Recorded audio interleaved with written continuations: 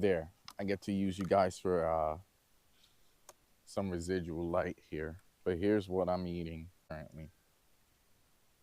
And yes, I am in a location where I have cellular service, which is always a plus when you're camping. Mm. Yeah, it was a bit of a challenge getting the fire going earlier, but it's going down nonetheless, so I'm happy about that. So yeah, guys, welcome. Welcome to the Camper Dan Files. If you're new here, my name is Chris. If you're a first-time viewer and you like this type of content, go ahead and smash that like button. And while you're at it, don't forget to share, comment, and subscribe. Here at the Camper Dan Files, we're always doing something fun and interesting. So it's Friday night. It's my weekend. I am currently doing some camping adjacent to one of my favorite off-roading 4x4 trails. I did throw my hoodie on because there's a slight breeze here. Tonight's low is supposed to be, I think, 52 degrees for this particular area. Yeah, hopefully this footage is doing some justice. I do have a flash on top of the GoPro here. I did bring my actual vlog camera, but I didn't feel like dealing with that monstrosity tonight. In this case, it's exceptionally dark. I have my little Coleman lamp here. Oh, and there I was thinking it was on bright the whole time. Hopefully you guys can see me a little bit better there. Good, it looks like that's doing the trick. So yeah, guys, we're just sitting right in front of the fire here, just enjoying the sounds. Just behind the camera here is Interstate 11. This is the highway that runs from Henderson going south down to Kingman, Arizona to be specific. And then when you get down to Kingman, you can hop on the 40. You can go pretty much wherever in Arizona.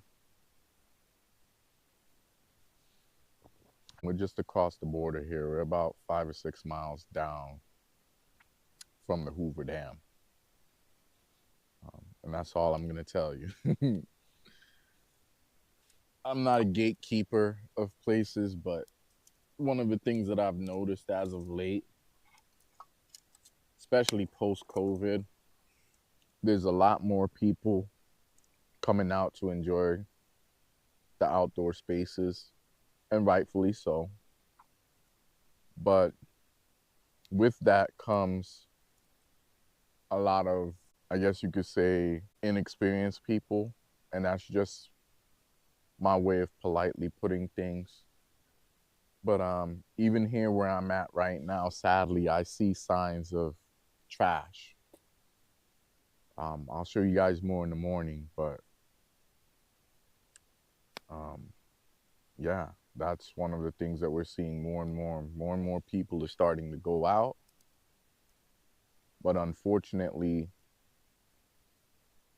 it's not like-minded people like ourselves that go out and recreate and disperse camp in these places and pick up after ourselves.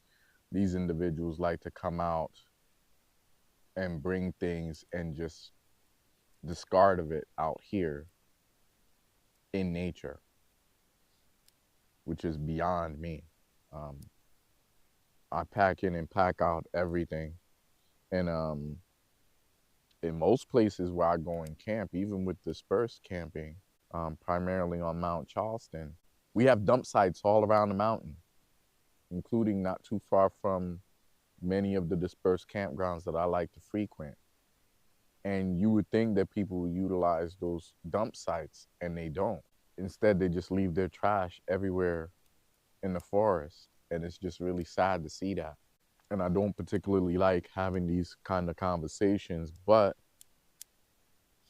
being an avid outdoors individual, it's only right that I mention these things to you, the viewers of my channel, because I know there's a lot of you that go out and utilize these spaces and you pick up after yourself. And I want to commend you guys. But for those of you that are watching right now that don't pick up after yourself, maybe you didn't know that you shouldn't leave your trash out in nature. But just like how you were able to go to the store and buy all of those things, you should be able to take them out with you. I get it. I don't want to have trash in my vehicle either. Anytime I leave my house to do this kind of activity, even for a quick overnighter, I bring trash bags. Same trash bags that I use to store the trash that's in the kitchen in my house and even my garage. I try to come out with a minimum of 2 of those trash bags. So that way I can package up all my trash and then next day I can safely discard of it in the proper way. And I always try to pick up trash when I do find it in places where I'm camping, just because it's the right thing to do. And not saying that I'm telling you guys that you have to go out and pick up trash every time you find it. It would be nice if you did.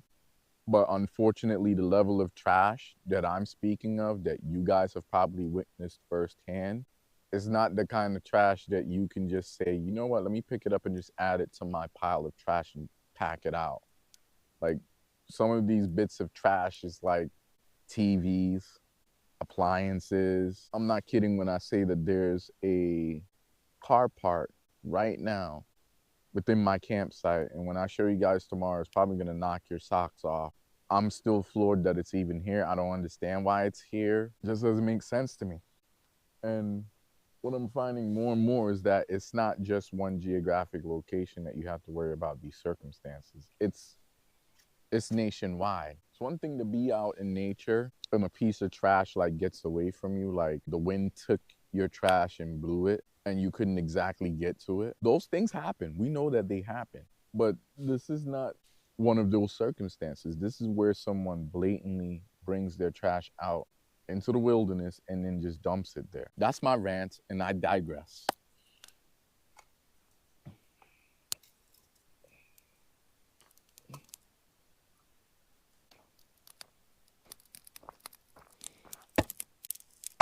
I only brought 2 out with me, minus the wood that I had already whittled up at the house. Like I said, it is a little chilly, so I'm just trying to keep the fire going, and I want the fire to last a while. So, and what I've learned to do is to just buck the wood up a little bit. That way we can stretch things, because they only give you 5 pieces per bundle. And what I don't use, I'll just bring it home and burn it there.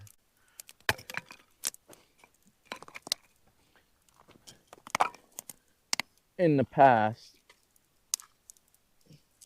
I've been known to have up to 6 bundles of wood in my garage. I guess you could say it's something that I pride myself on. My garage has been a mess. I just recently cleaned it.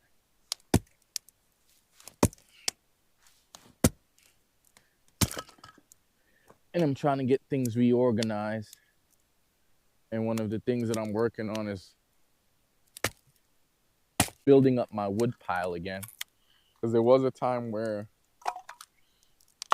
I would only purchase wood when I needed to go camping. I've always had a fire pit at my house. I just never really made it a point to utilize it. Yeah, so this old axe that I'm using here, it's a Cobalt. Believe it or not, I found this thing on Mount Charleston in a dispersed campsite. Someone had left it there. So I've been using it ever since. I've had this axe for about 6 years, I think. I do have a brand new one that I bought with some reward credits from my previous job. It's more of a trophy axe. It's smaller than this one, a lot lighter. But the main reason why I don't use it is because I don't want to destroy it. This one, it's been used and abused already. The other axe, if I was gonna use it, I would need a real chopping block. But this thing, don't really care because it's already been used. Yeah, I guess you guys could say we're having a fireside chat now. Where it concerns the channel, there's gonna be some changes coming. I'm still gonna continue to make repair videos, junkyard videos, things of that nature, off-roading, camping, obviously. But the dynamics of the channel are gonna be changing in the near future. I'm not gonna make any announcements right now, but there'll be signs. There'll be signs. So I'm just gonna go ahead and finish enjoying my beer and the rest of this fire. I have half a bundle left here. Oh, I'm not wearing my watch. It is 11:24 p.m. I'm gonna be up for a while yet. We're now in the back of my R50, and I'm getting into these guys right here, these Little Debbie pumpkin delights, and they're really yummy. Really, really yummy. This is what they look like. They're so good. And now we're just watching Slap Cam on the iPad. This next eerie piece of footage has been going viral over on Instagram. It was uploaded by Vats Mono. This motorbike rider is going for an evening ride through Delhi in India when suddenly something quite eerie happens.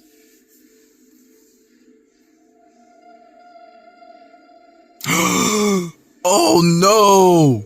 Did you see that? Bro, there's a person on the back of his bike. Helmet cam footage, you can see but not in the flesh. Watch. To be an additional rider just at the back. Bro, I would have lost my head. The rider is all alone. Creepy. Oh, right there. Being buzzed by a helicopter this morning. Literally. So this pilot's been making sweeping passes over the Lake Mead area here. And they're flying really low, guys.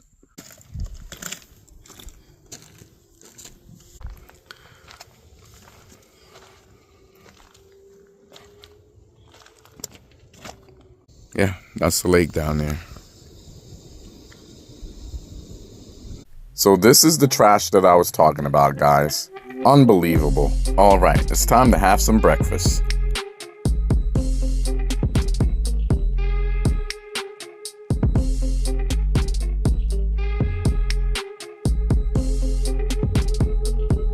All right, so now that we've had breakfast, it's now time to break camp and hit the trail.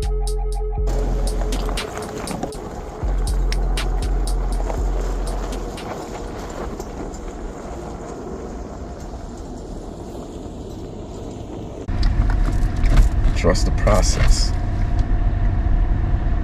All right.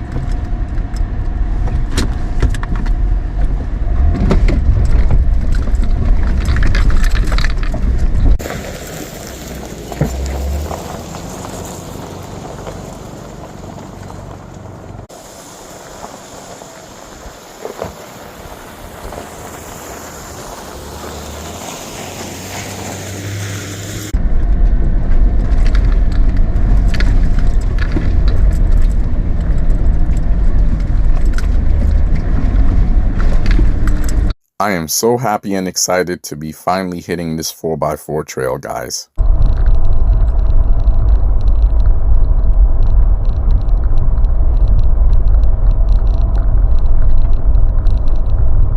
Ooh, that looks like some fun right there. You see that? Ooh. Yeah.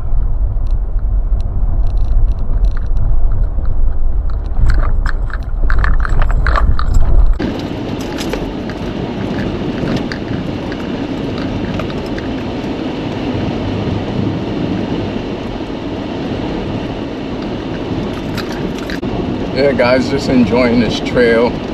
The only thing that kind of scares me is the blind drops and turns. So picture yourself ascending a steep hill, like a 6% grade, and then you get to the peak and you don't know if it's holding straight, going left, going right. Like, you just have to trust your gut instincts on which way you should be going. Ooh, I got some juicy butts coming up. Ooh, this is where camping is gonna get tested.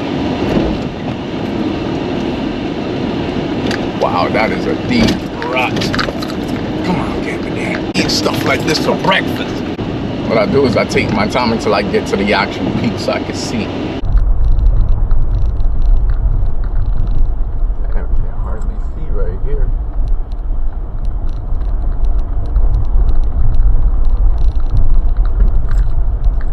Woo.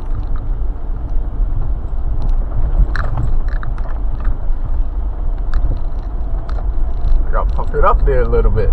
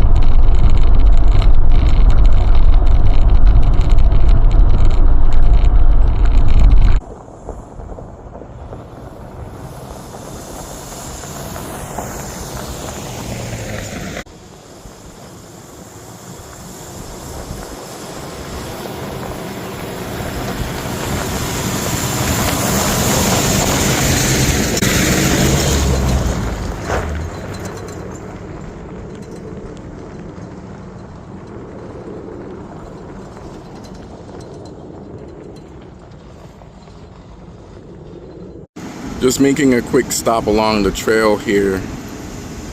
And man, check out this view of Lake Mead from up here.